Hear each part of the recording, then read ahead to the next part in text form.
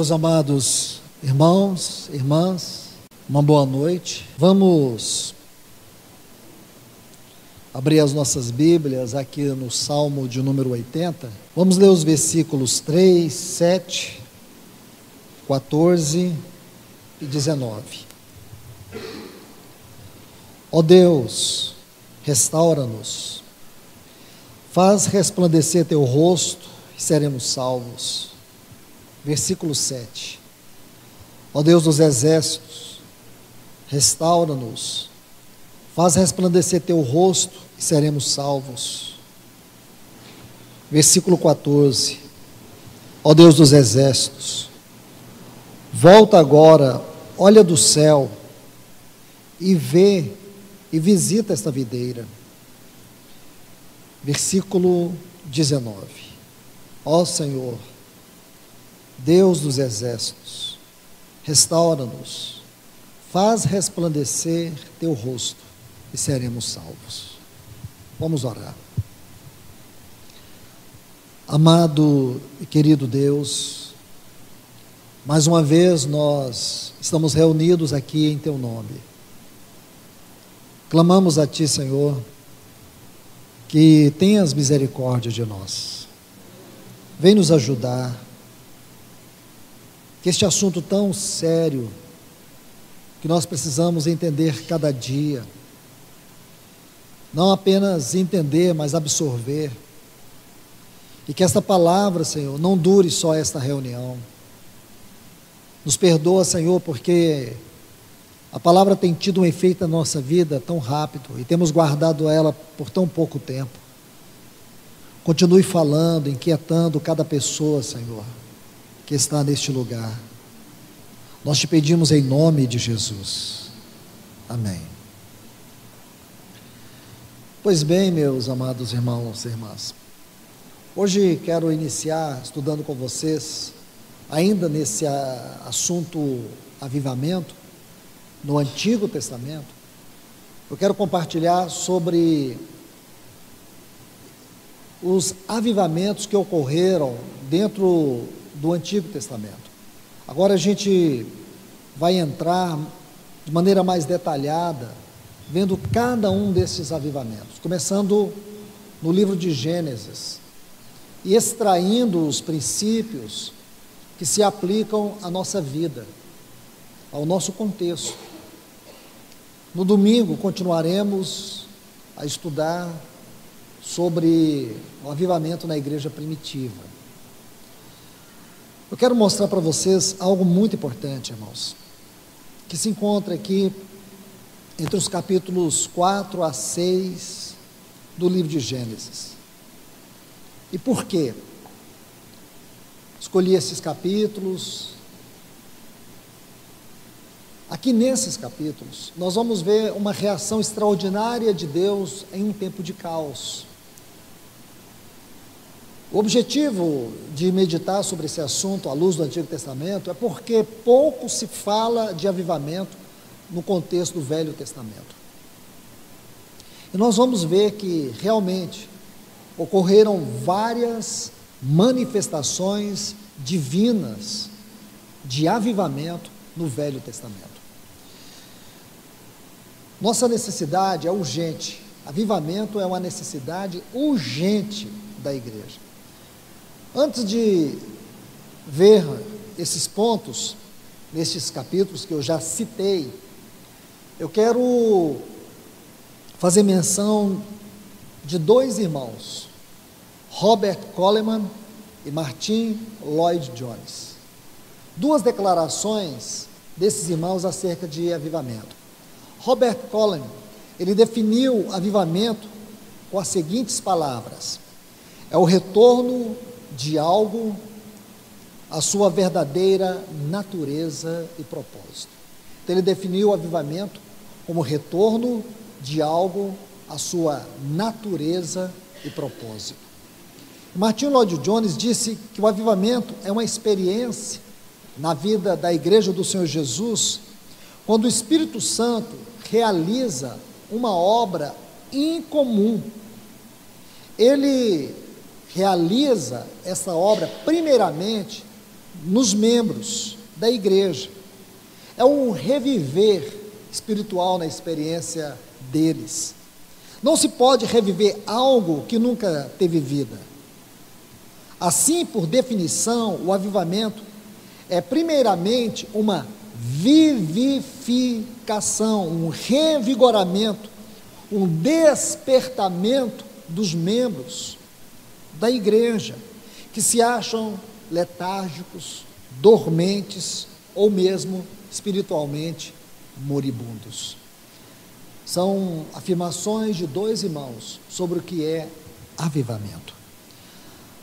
Agora, como lhes disse, nós vamos examinar os capítulos 4, 5 e 6 do livro de Gênesis. Esses capítulos, se você já os conhece, sabe muito bem que o quadro geral aqui nos mostra uma apostasia, uma geração que passa a viver sem Deus. Essa é a geração de Caim. O início do capítulo nos mostra a vida de Caim e a vida de Abel, o sacrifício de Caim e o sacrifício de Abel. Depois nós temos o assassinato. Caim matou seu irmão Abel. Aí o versículo 16 diz que Caim saiu da presença de Deus. E a partir do versículo 17, nós vemos que o quadro começa a ser montado, o quadro que vai revelar para nós a natureza dessa geração. E por que isso é importante? Por que é importante analisar este capítulo? Nós, se vocês se lembrarem bem, em outras oportunidades, já havíamos estudado sobre esses capítulos aqui, quando estudamos o tema Os Dias de Noé. E é impossível você entrar neste assunto e não observar este maravilhoso tema, Os Dias de Noé. Então observe, irmãos, que o Senhor Jesus, em Mateus capítulo 24, ele vai falar sobre os dias de Noé. Ele diz que a vinda dele tem esse caráter profético dos dias de Noé, que está registrado aqui nesses capítulos. Os dias de Noé, não esqueçam. O Senhor Jesus disse que uma das características do tempo em relação, isso moralmente, espiritualmente, em relação à sua vinda, é que seria como os dias de Noé. Isto é, o nosso Senhor está nos ordenando a olhar para esses capítulos aqui. E deixe-me colocar um ponto, embora adicional para este momento, nós ainda iremos tratar deste ponto de maneira mais significativa. Aqui em Atos, apenas olhando rapidamente, só para a gente ganhar um pouco de luz, Atos dos Apóstolos, capítulo 2.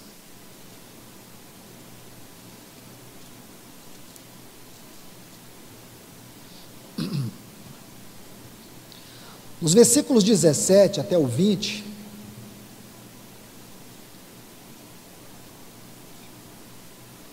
diz assim: E acontecerá nos últimos dias, disse Deus, que derramarei do meu espírito sobre toda a carne.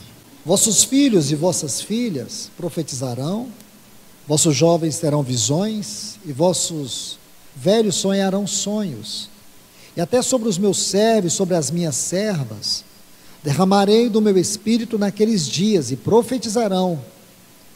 Mostrarei prodígios em cima no céu. Isso aqui que é importante, irmãos.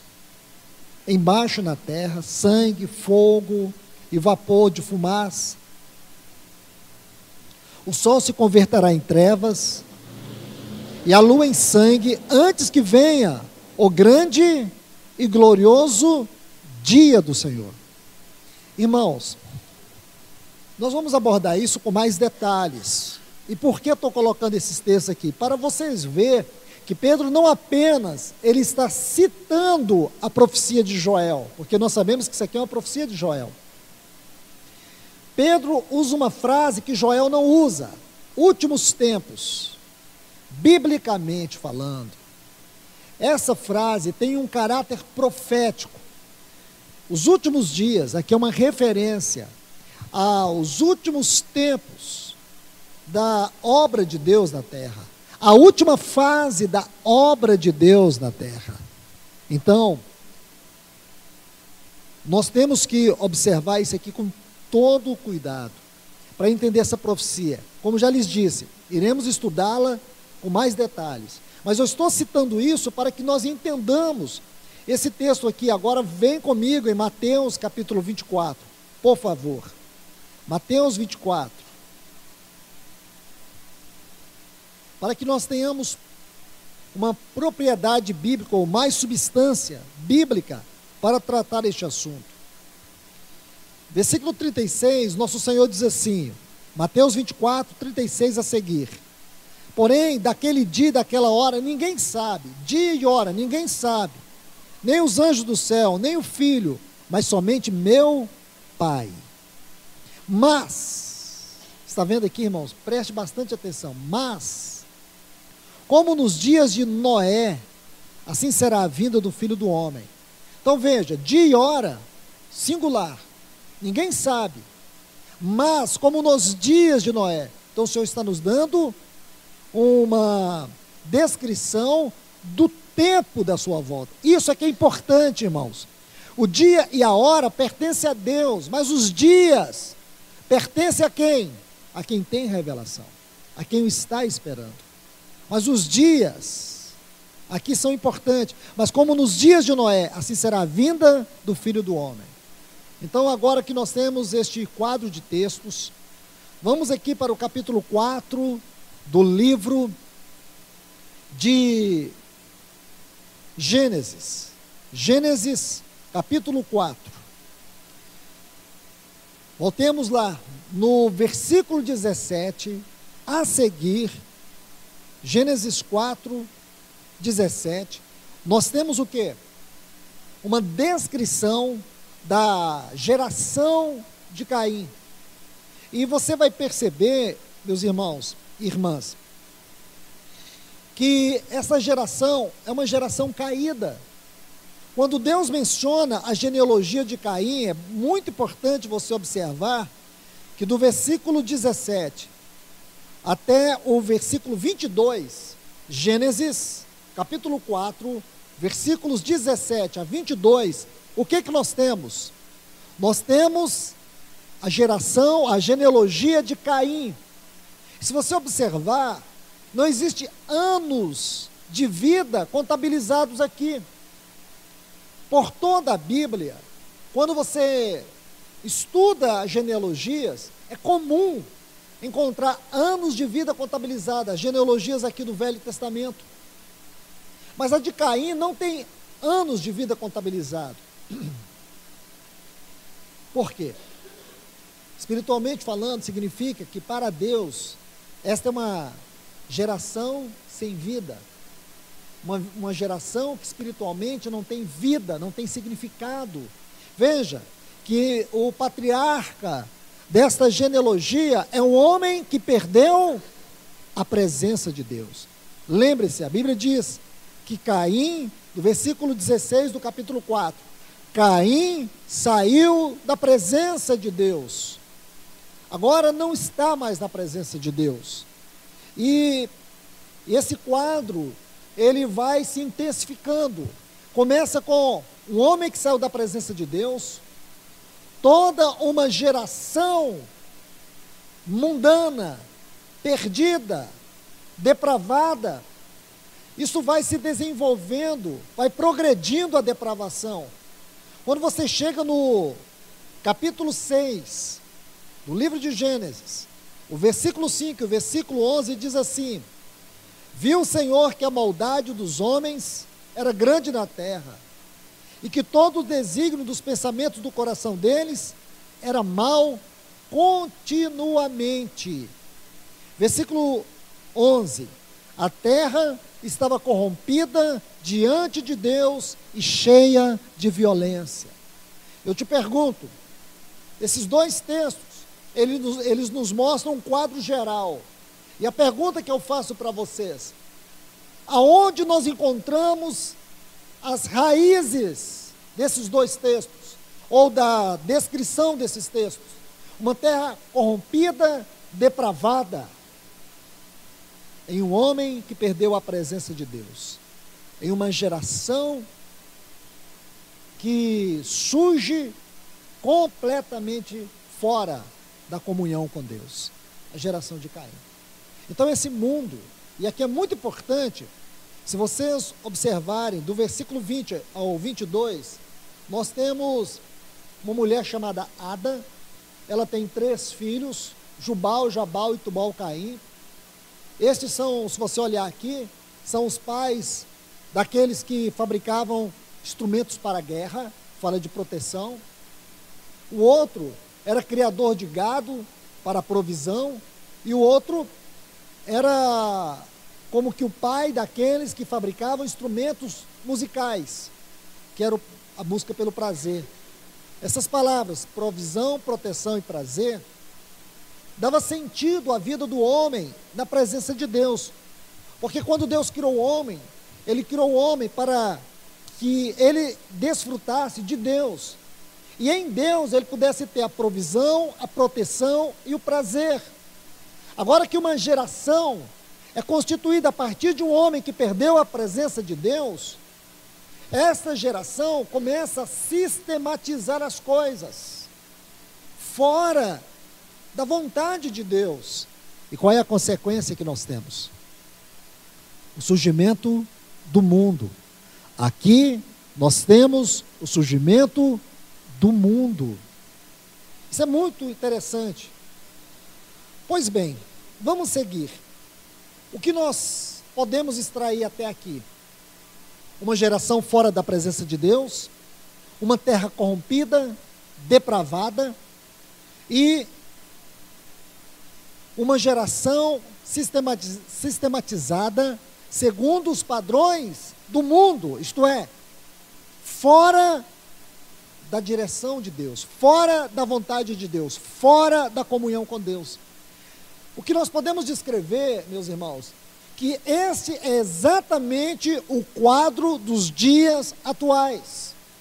Quando nosso Senhor disse, como nos dias de Noé, assim também seria o tempo da sua vinda, nós podemos dizer que hoje estamos vendo essa profecia do nosso Senhor se cumprir. Ela está se cumprindo hoje, diante dos nossos olhos. O mundo hoje, ele é organizado e sistematizado para roubar a presença de Deus. O cristão, ele tem que lutar contra duas coisas terríveis. Terríveis. Uma opera dentro dele. E a outra, fora dele. Uma nós podemos chamar carne, natureza adâmica caída, que opera dentro de nós, através da nossa alma, corrompendo nossa mente, nossa vontade e nossas emoções. E este outro opera fora, é o mundo. O mundo é uma arma poderosíssima contra a presença de Deus. O pecado, ele fere a nossa comunhão com Deus. E o mundo nos rouba da presença de Deus. Quando você vê, você já saiu da presença de Deus. Você já perdeu sua proteção, sua provisão e o seu prazer em Deus. É muito sério isso, irmãos. É o que nós estamos vendo hoje.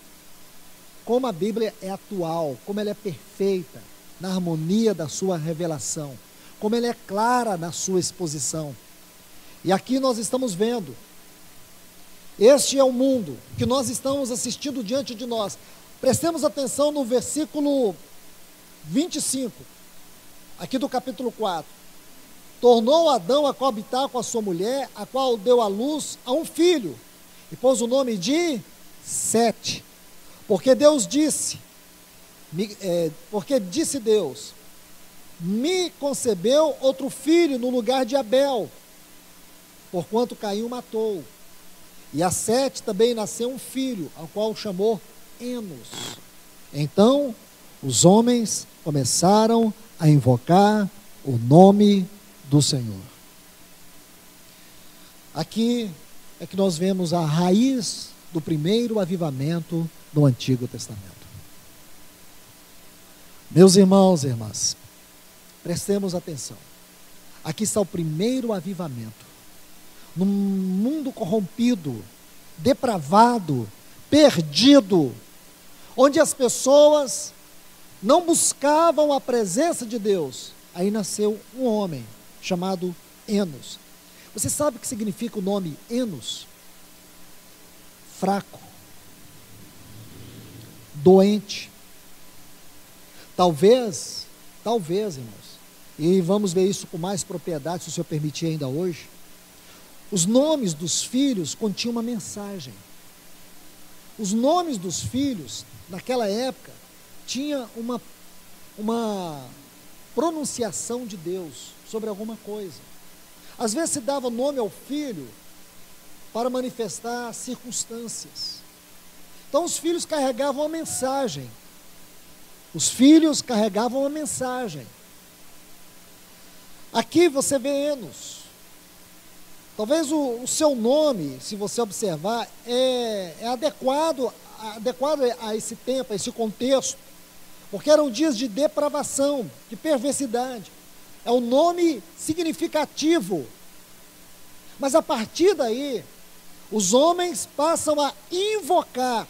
A palavra aqui invocar é o sentido de clamar, ou de colocar o nome de Deus em evidência. O nome de Deus em evidência. Houve uma reação de Deus a partir da história dessa criança. Aí nós vamos avançar um pouco mais. Se paramos aqui, podemos dizer, aqui temos uma descrição de uma geração morta diante de Deus, uma geração aos quais os seus dias não foram contados, conforme está no capítulo 4, versículo 17 até 22, promiscuidade e depravação. Nós podemos ver isto no capítulo 6, versículo 5 e 11, e também nós podemos ver o versículo 19, quando diz que Lameque tomou 2 mulheres, aqui é a primeira poligamia que se conhece na história, então é depravação mesmo, uma geração fria, indiferente, onde o nome de Deus estava ofuscado, mas agora Deus começa a reagir. Deus começa a reagir. O que nós temos que saber, irmãos, que todos os avivamentos ocorreram em tempos de grande apostasia.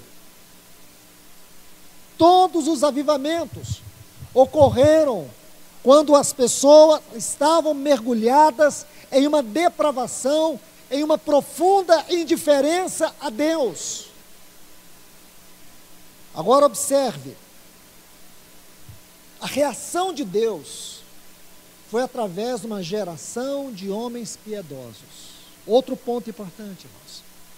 Nunca ocorrerá o avivamento se não houver homens e mulheres piedosos. Piedosos. Uma das raízes dessa palavra piedosos, ou piedade, é reverência, é temor. E é o que está faltando tanto, irmãos. Uma das coisas mais perniciosas que tem absorvido o coração de muitos cristãos é a religiosidade. Confundem-se vida cristã com religião. Colocam Deus como sinônimo de religião, salvação como sinônimo de religião, Senhor Jesus Cristo como sinônimo de religião. Deus não é religião, Jesus não é religião, salvação não é religião. Irmãos, o assunto inferno não é uma questão de religião. Mas não é só isso. É como as pessoas reduzem, minimizam a reflexão. como as pessoas minimizam os conceitos. E quando você minimiza o conceito, naturalmente reflete na prática. A maneira de nós lermos a palavra, a maneira de nós ouvirmos a palavra e a maneira de nós buscarmos viver a palavra é sempre baseada no conceito de religião. Vou dar um exemplo prático. Ouvimos uma palavra de Deus e chegamos à conclusão que realmente Deus está falando, mas qual é o tempo que essa palavra dura nos nossos ouvidos? Geralmente dura o tempo da reunião. Quando a reunião termina, a palavra morre. Muitos de nós aqui, irmãos, a palavra não chega até a nossa casa. Antes de você entrar no seu carro, antes de você chegar na sua casa, a palavra já morreu. Ela não é cultivada com fé, ela não é cultivada com temor, porque esta é a palavra-chave para nós entendermos isso. Falta temor, temor. Os cristãos deste século têm perdido o temor. Eles estão banalizando a salvação, mas da mesma maneira que eles banalizam a salvação, eles banalizam também o inferno. Eles banalizam a condenação, eles banalizam a justiça de Deus, a santidade de Deus, a glória de Deus. Essa explicação para a frieza, para a indiferença, é porque se perdeu o temor. Deus vai realizar um grande avivamento nesse tempo, mas em primeiro lugar, Ele busca encontrar homens e mulheres piedosos, como Ele encontrou aqui. Enos, podemos dizer Sete, Enos, e aí você vai lendo. Aí logo a seguir, o que que nós temos?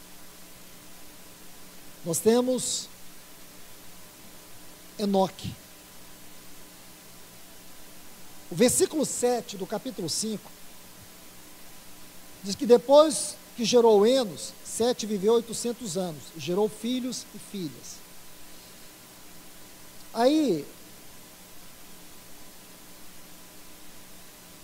a partir do versículo 19 deste mesmo capítulo, diz assim: depois que gerou Enoque, viveu Jared 800 anos e gerou filhos e filhas. Aí nós temos aqui mais um homem piedoso. A importância desses homens piedosos aqui é que quando você estuda, especialmente no livro de Lucas, sobre a genealogia do nosso Senhor Jesus, você vai ver que todos eles estavam lá. Vou repetir mais uma vez.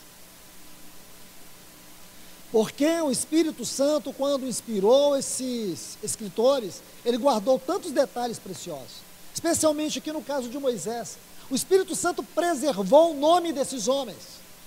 O nome de Sete, o nome de Enos, o nome de Enoque. E por quê, irmãos? Porque todos eles foram um caminho de Deus para a manifestação do seu Filho. Vou repetir. Todos eles foram um caminho de Deus para a manifestação do seu Filho. O que é que Deus busca nessa geração de piedosos? Deus busca obter um caminho. O que é que Deus busca na nossa vida de piedade? O que é que Ele busca, irmãos? Apenas ter um caminho para a manifestação do seu Filho. O Senhor Jesus quer voltar, irmãos. Ele anela voltar. Pode ser que lá no fundo você tenha uma dúvida quanto a isso. Pode ser que lá no fundo isso ainda não é uma firme convicção que você tem. Pode ser que lá no fundo existe uma dúvida escondida. Porque eu duvido, irmãos, que um cristão que tem convicção da volta do Senhor, ele não está buscando ser um cristão piedoso. É impossível. Um cristão que tem clareza, que tem certeza que o Senhor Jesus vai voltar, que um dia ele vai encontrar com Deus, que um dia ele vai ter um encontro com Cristo lá no tribunal de Cristo, suas obras serão julgadas. Eu duvido que um cristão que tem esse sentimento, que tem essa certeza, ele não luta, ele não batalha para ser piedoso. Ele está preocupado com o que está acontecendo com a igreja. Ele está muito interessado para discernir o que está acontecendo no mundo. Não é por causa do mundo. Eu já disse várias vezes, não me chame para orar pela política desse país. Não me chame para orar pelos governantes deste país. Porque a nossa oração é que Deus traga a luz, que Deus traga a justiça. Mas não com o propósito desse país melhorar, porque não vai melhorar, vai piorar. E tem que piorar, porque isso faz parte da profecia. Não sou um pregador do caos. O que nós não podemos, irmãos, é ficar vendendo uma ilusão que não está na Bíblia, falsificando o Evangelho. As coisas vão piorar sim, mas o Senhor, Ele deseja adornar a sua igreja, equipar a sua igreja, preparar a sua igreja, para que ela enfrente tudo de cabeça erguida, tendo a certeza que o importante é quem está sentado no trono da glória, e não quem está sentado no trono da política, da economia, ou seja, onde for, mas é aquele que está sentado no trono, é de lá que emana toda a autoridade e todo o governo. Então Deus deseja, irmãos, buscar, encontrar entre nós uma geração de piedosos. Aqui nós temos mais uma pessoa piedosa, Enoque. Quero ler alguns textos sobre Enoque com vocês. Observe aqui o versículo 21 a 24, os versículos 21 a 24. Viveu Enoque 65 anos e gerou Metusalém. É claro que se você ler bem devagar esse texto, pelo menos 2.000 perguntas vai vir na sua cabeça, mas se você ler bem devagar, não é verdade? Bem devagar. Então eu vou ler bem devagar e você vai ver se não vem pelo menos umas 2.000 perguntas na sua cabeça. Viveu Enoque 65 anos. 65 anos e gerou Metusalém. Então pergunta, uma delas, quer dizer que ele viveu 65 anos só a partir daí que ele gerou Metusalém? É uma pergunta. Não é? É uma pergunta. Será que nesses 60 anos para trás, ele não teve nenhum filho e nenhuma filha? Ninguém pode dizer isso com segurança. Mas a gente fica com a interrogação do tamanho do mundo. Porque se naquela época, uma das grandes atividades do ser humano era a procriação, então fica uma dúvida, será? Ninguém pode dizer nem que sim, nem que não. Mas um ponto que me soa importante dizer é que a ênfase do Espírito Santo não está se ele gerou filho antes, porque ele teve filhos, possivelmente muitos filhos e filhas. Mas o que eu quero te mostrar aqui é que é nesse filho que o Espírito Santo concentra a sua atenção. Nós vamos ver depois sobre Noé. Nós vamos ver isso com mais cuidado. Observe aqui. Versículo 22, você vai ver algo interessante. Andou Enoque com Deus, depois que gerou Metusalém, 300 anos, e gerou filhos, filhas. Então, ele teve filhos e filhas. Mas desses filhos e filhas, o Espírito Santo só colocou ênfase em um. Estão observando isso, irmãos? Ninguém pode dizer que esses filhos e filhas foram gerados só a partir de Metusalém. Ninguém pode afirmar isso com segurança. O que nós podemos afirmar com segurança é que dentre todos os filhos e filhas que Enoque teve, somente em um o Espírito Santo colocou uma especial atenção. Esse é o ponto importante. Agora, tem gente, irmãos, que esquece da revelação e cai no laço da especulação.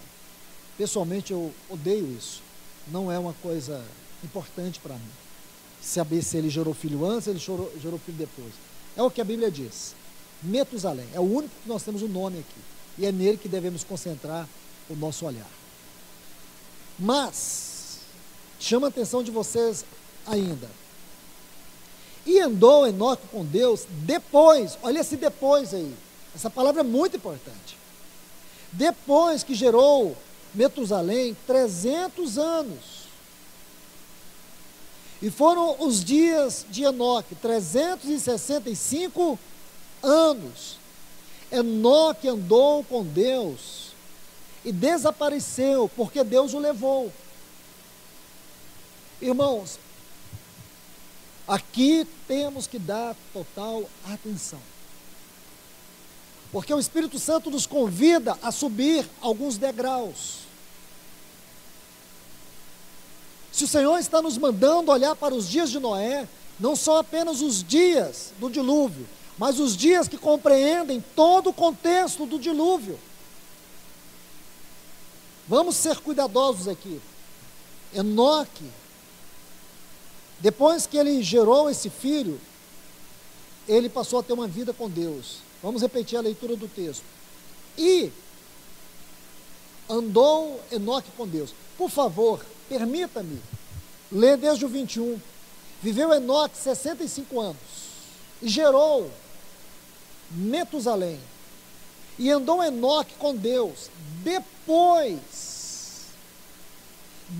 que gerou Metusalém, 300 anos, e gerou filhos e filhas. Se você estudar o nome Metusalém, a tradução deste nome do hebraico para o grego nos dá uma luz muito significativa. No hebraico, você não vai extrair tanta força do significado deste nome, mas quando você faz a transliteração do hebraico para o grego, o significado é: quando este menino morrer, o juízo virá. O dilúvio começou no ano 600. E é importante isso. Se você fizer um gráfico, se você for muito cuidadoso, você gosta de detalhes, você pegar a vida de Metusalém, você vai ver algo muito interessante, que ele morre justamente no contexto do dilúvio. Assim que ele morre, logo a seguir vem o dilúvio. O que quer dizer isso, irmãos? Que este menino, o Metusalém, ele era como uma profecia viva. O que sabemos, irmãos, é que esses patriarcas, eles eram homens que tinham uma profunda comunhão com Deus. Eles eram homens que tinham uma profunda visão celestial, uma visão celestial aguda, uma comunhão muito especial com Deus. E aqui fala de um homem que passou a andar com Deus. Essa frase é muito rica em todo o seu significado, em todos os seus valores que nós podemos imaginar. Andar com Deus. Enoque é conhecido como o homem que andou com Deus, o homem que tinha uma vida profunda com Deus. E ele tinha na sua casa uma palavra de Deus, estava naquele filho. Ele guardou, e a partir daquele momento, o que ele fez, irmãos? Ele passou a andar com Deus. Tem uma versão que diz assim, que Enoque andou com Deus, já não era, porque Deus o levou para si.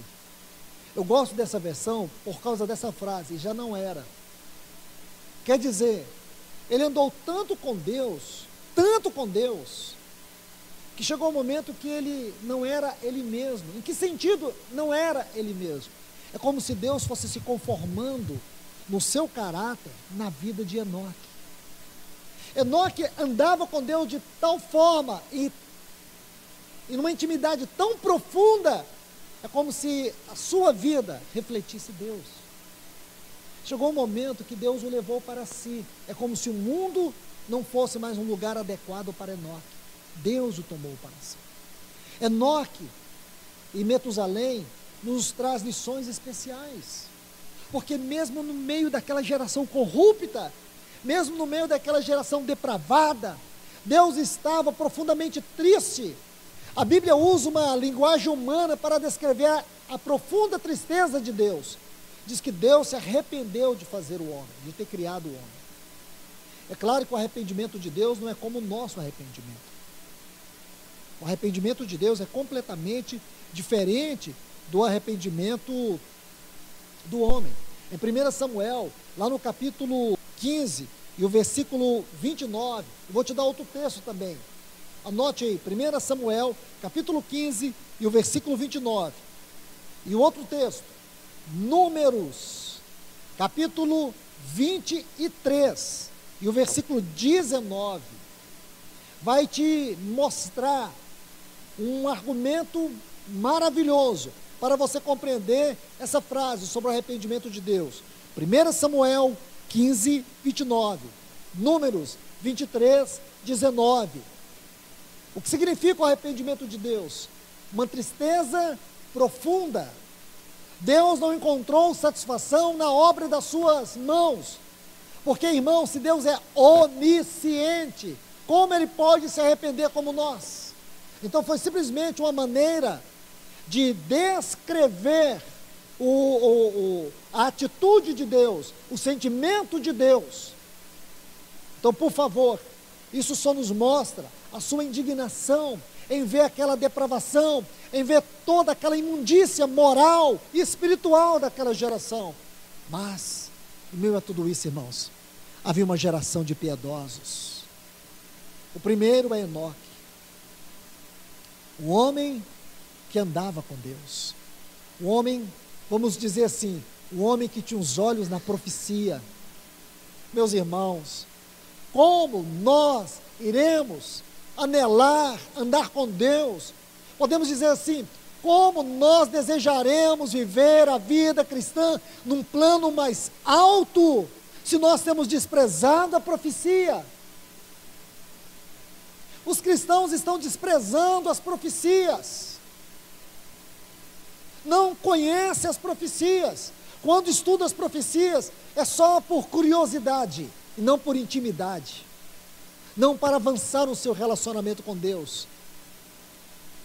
Quando estuda as profecias, é como se estivessem montando um quebra-cabeça. Nós temos que nos libertar disso, irmãos.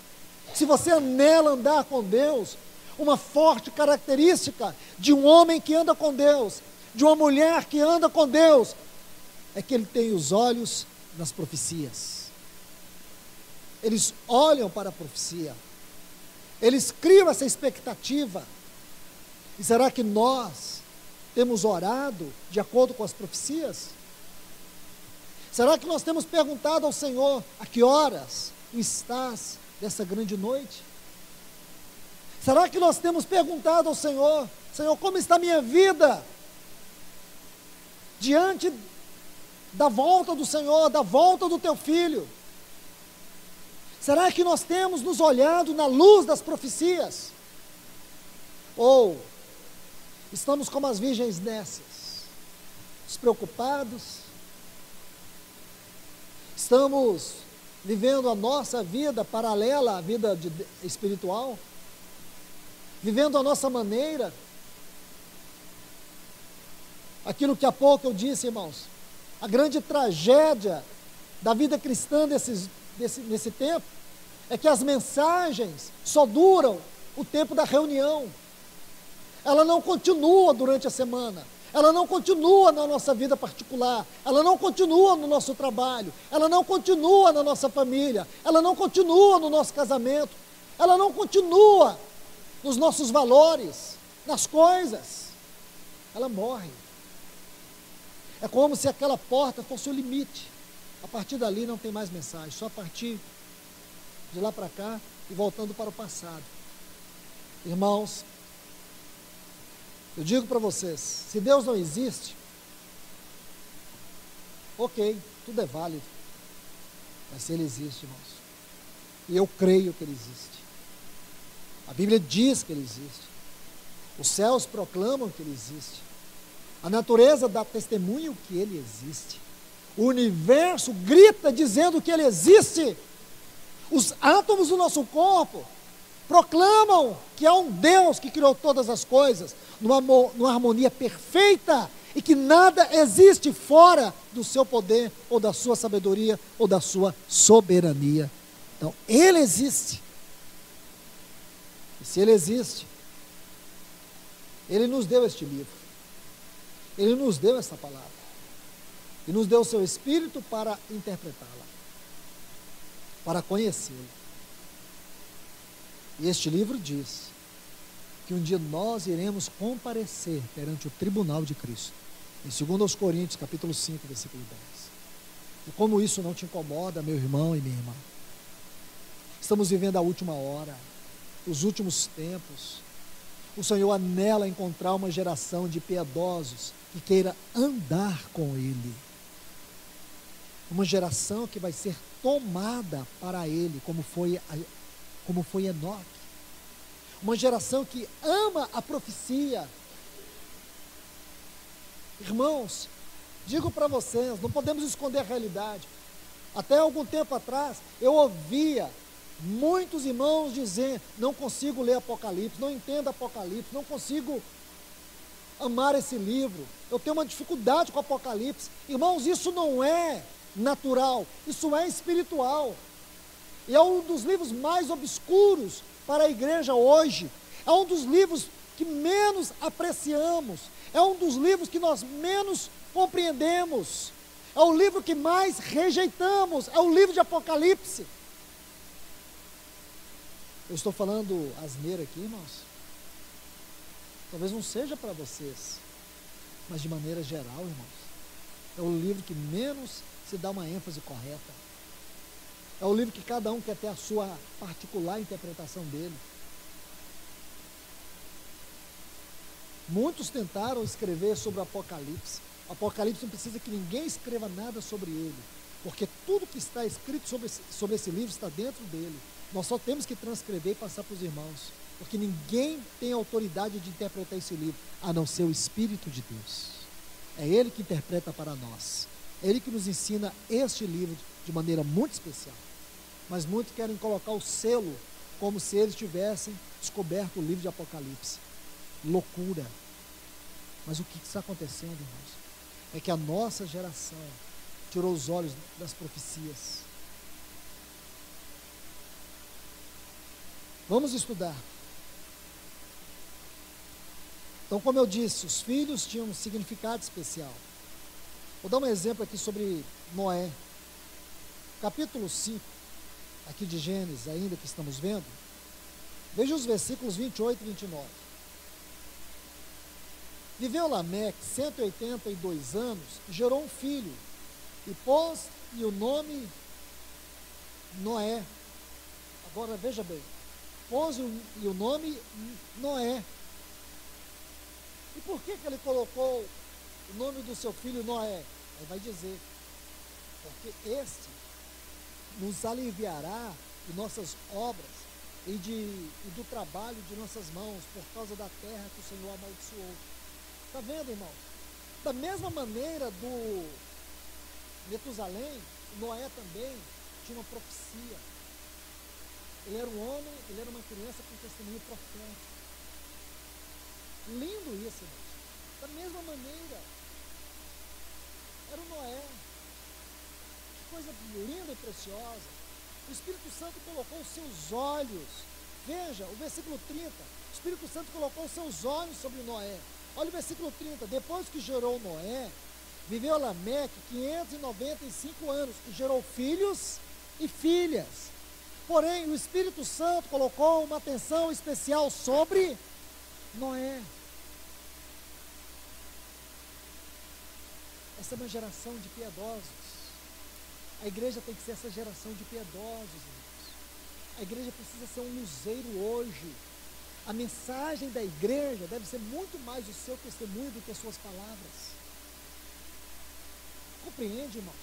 Muito mais o nosso testemunho do que nossas palavras.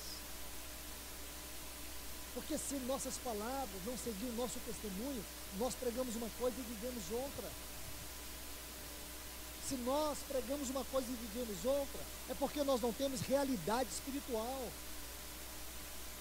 Aqui está uma grande explicação para a tragédia da apostasia. Nós temos dificuldade de admitir, mas esse é um tempo que nós estamos vivendo uma terrível apostasia, uma frieza. Mas aqui nós temos uma descrição bíblica. O primeiro avivamento, Deus levantou uma geração de piedosos, de pessoas que invocavam o Senhor, de pessoas que andavam com Ele. de pessoas que carregavam em si um testemunho profético, uma mensagem profética. É o que nós temos que buscar, irmãos, ser uma mensagem profética para este mundo. Nós não podemos ser uma lâmpada escondida, nós não podemos ocultar o nosso testemunho. Uma das consequências de todos os grandes avivamentos era a quantidade de pessoas que convertiam, quantidade de pessoas que corriam para abraçar a fé. Por quê? Porque havia vida nas reuniões, havia vida nas palavras, havia vida naquelas pessoas, naquilo que elas faziam, naquilo que elas falavam. E essa é uma hora importante, irmãos, que devemos retornar a isso, buscar esse avivamento, oferecer nossas vidas como uma resposta de Deus, como fez Isaías. Quando Isaías orou, ele disse assim: eis-me aqui, envia-me. Lembra da oração dele? Ele orou assim, disse: ai de mim, estou perdido. Ai de mim, estou perdido. Porque os meus olhos viram o Senhor. E como a oração deve ser um diálogo com Deus, aí na oração Deus fala assim: a quem enviarei? Quem há de ir por nós? Aí Isaías ora e diz: eis-me aqui, envia-me. Ele se tornou uma resposta para Deus. Irmãos, essa deve ser a nossa oração. Nós precisamos nos tornar uma resposta para Deus, para que haja esse grande avivamento. Tem muita coisa embaraçando a nossa vida, tem muita coisa nos aprisionando.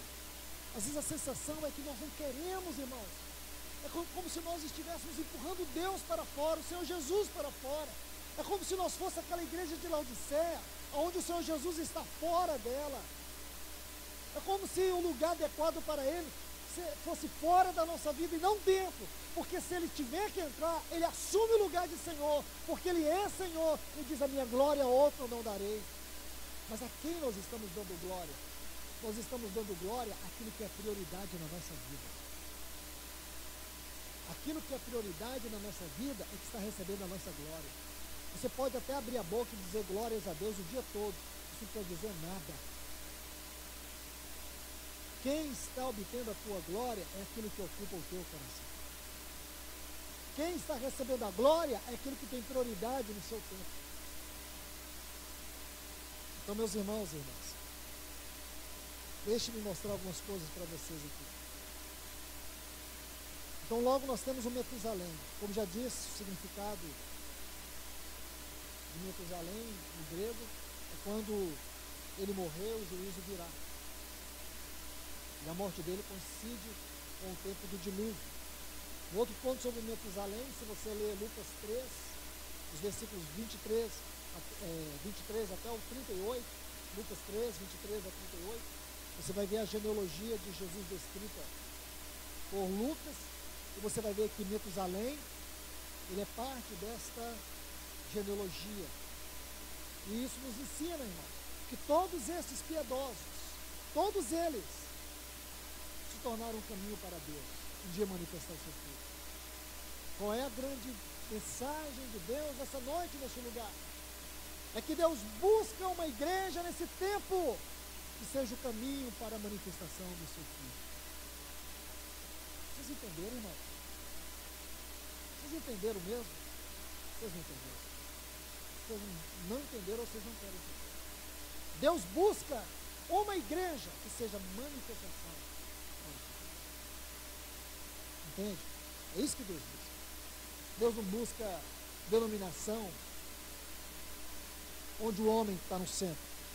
Deus não busca denominação, se vangloria de ser a maior, a melhor, a mais bonita, o prédio mais lindo.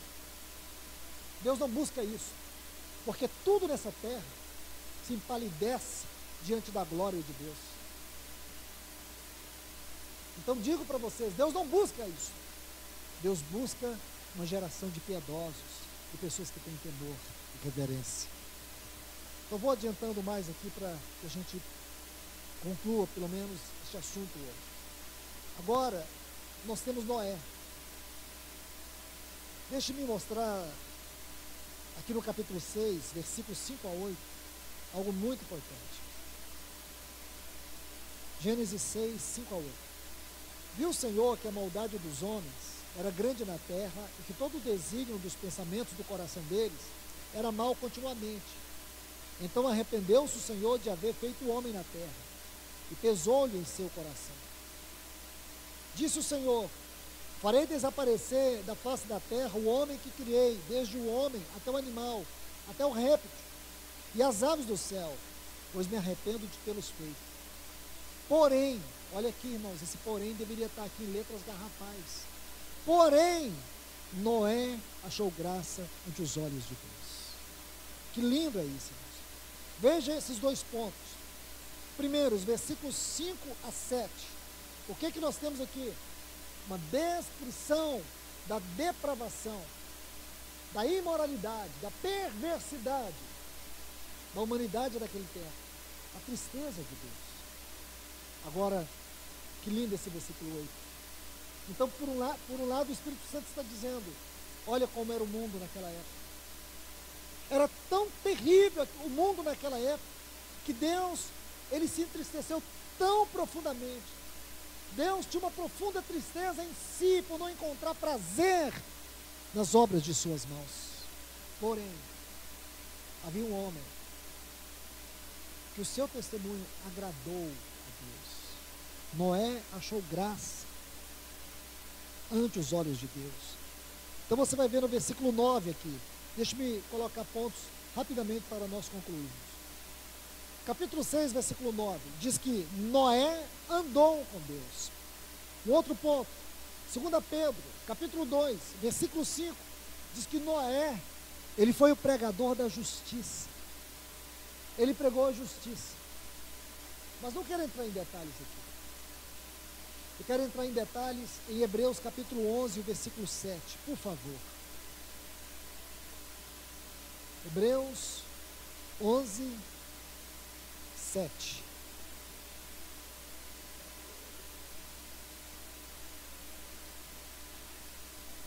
Diz assim: pela fé, Hebreus 11, 7. Pela fé, Noé, olha essa frase, divinamente instruído. Agora, preste atenção nessa outra. Acerca dos acontecimentos que ainda não se viam. Irmãos, que coisa linda. Ele foi instruído acerca de acontecimentos que ainda não se viam. Eu pergunto para vocês, o que está acontecendo conosco nesses dias? Em cada oportunidade que Deus tem nos falado aqui, Deus está nos advertindo acerca de acontecimentos que nós não vemos, mas que um dia veremos assim como Ele é, o veremos.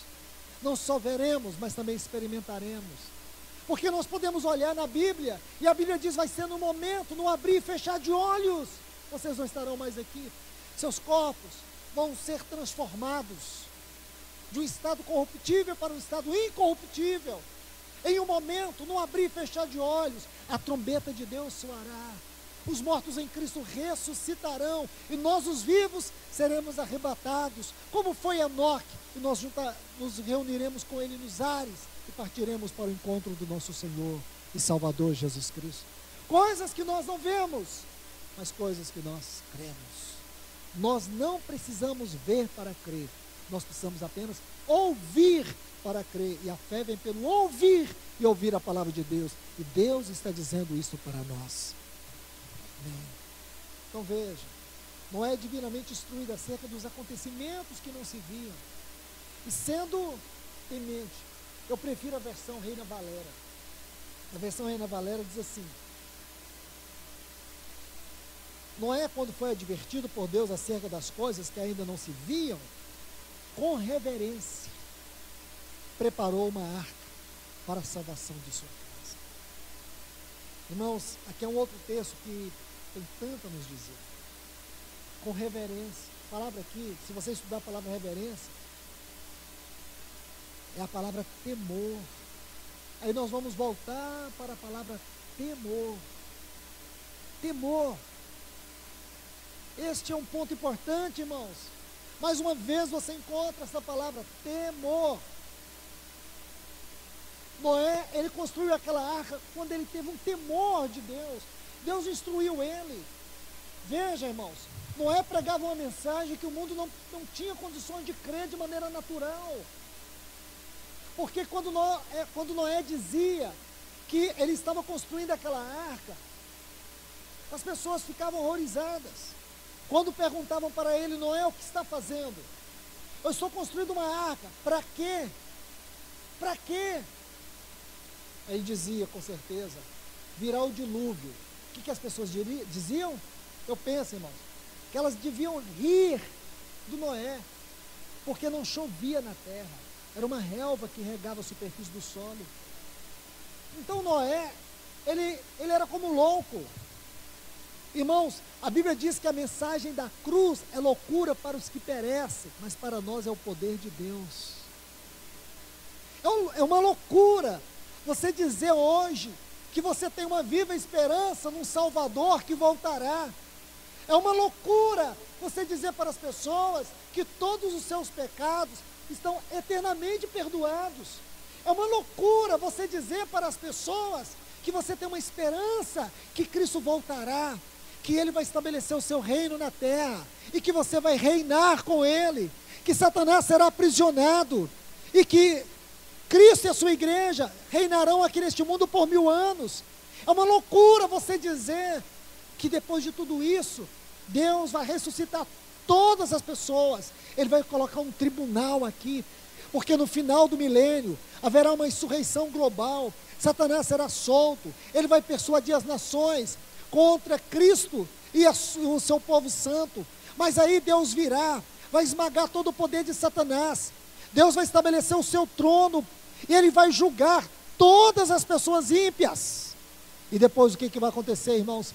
Haverá um novo céu e uma nova terra. Isso é loucura para o mundo, isso é loucura para este mundo, mas para nós não é loucura, para nós é poder de Deus, é sabedoria de Deus, é a nossa esperança, é a nossa certeza. É por isso, irmãos, que o nosso coração tem que estar cheio de temor. Temor. É aqui que encontramos o temor, na revelação da sabedoria de Deus. Assim era Noé. Noé, ele tinha temor, ele aparelhou aquela arca, porque ele tinha temor. Irmãos, o Senhor nos chama hoje para preparar essa arca, e este avivamento é a grande arca, nesse sentido, é claro, estou falando de maneira bem restrita. Esse avivamento, irmãos, é a salvação da nossa casa, é a salvação da nossa vida, é a salvação das pessoas. Como vimos no domingo pela manhã, quando estudamos o avivamento na igreja primitiva, é a restauração dos dons, do poder, da vida na igreja, porque a igreja está perdendo o seu vigor, irmãos, está perdendo a eficácia da sua pregação, e por essa razão, a frieza, a indiferença, a apostasia tem tomado lugar. A única forma de haver essa restauração é que o Senhor volte visitar novamente a sua vinha. Os textos que lemos é que o Senhor volte e restaure o seu povo. Que o Senhor nos ajude, irmãos, que o Senhor venha nos restaurar, que Ele venha aqui eleger uma geração de piedosos, que se torne o caminho por onde um dia seu Filho será manifestado. Que Deus nos abençoe, irmãos.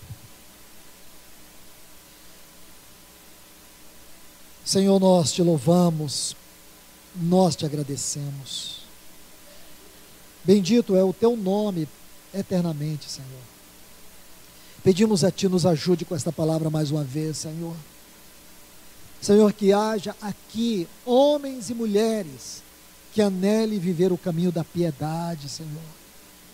Ó Deus, que haja no nosso coração temor, para que nós venhamos preparar nossas vidas para aquele grande, maravilhoso dia, Senhor. Desperta o nosso coração, Senhor. Dá-nos fome de ti, Senhor. Nos ajude a buscar este avivamento, Senhor. Que nós não venhamos perder esta hora, que nós não venhamos perder esse tempo. Nos ajude a discernir os dias que estamos vivendo. Nos ajude a discernir os nossos caminhos, Senhor. Nos ajude a discernir o contexto que estamos vivendo sobre todas as coisas, Senhor. O que está roubando o lugar do Senhor na nossa vida. O que está roubando a glória do Senhor na nossa vida. Vem nos ajudar, ó Deus. A tua igreja clama nesta hora. Vem nos ajudar, Senhor. Te pedimos encarecidamente no eterno nome do teu Filho Jesus. Amém, Senhor.